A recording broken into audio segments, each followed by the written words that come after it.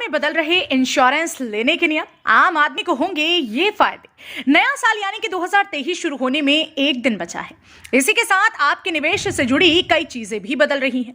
पर अभी हम बात करेंगे सिर्फ इंश्योरेंस सेक्टर में बदलने जा रहे नियमों की।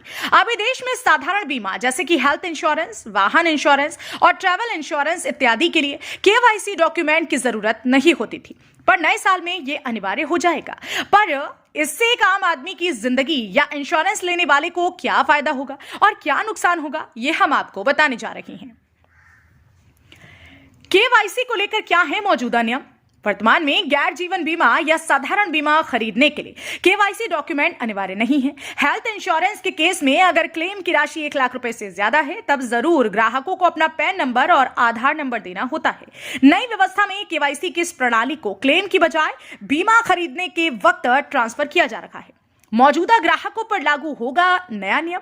अभी तक साधारण बीमा लेने वाले ग्राहकों के लिए केवाईसी डॉक्यूमेंट देना स्वैच्छिक था। ऐसे में जहां अब नई पॉलिसी लेने वाले ग्राहकों के लिए यह नियम अनिवार्य कर दिया गया है, वहीं जो मौजूदा ग्राहक हैं उनके लिए बीमा कंपनियों को निर्देश दिया गया कि वो अपने ग्राहकों की केवाईसी पूरी कराएं।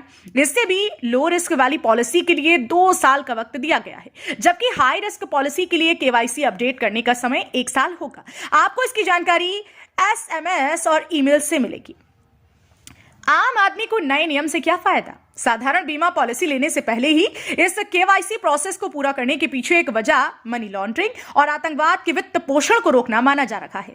इरडा ने अगस्त 2022 में इसके लिए गाइडलाइन भी जारी कर दी थी। वहीं इसके कई फायदे आम आदमी को होने वाले हैं। जैसे सबसे पहला फायदा तो यह होगा कि इससे बीमा के क्लेम में लगने वाला समय कम होगा। क्लेम की प्रोसेस फास्ट और आसान हो जाएगी। वहीं ये फर्जी क्लेम पर रोक लगाएगी और पॉलिसी होल्डर्स के कानूनी वारिस को पेमेंट करना आसान होगा।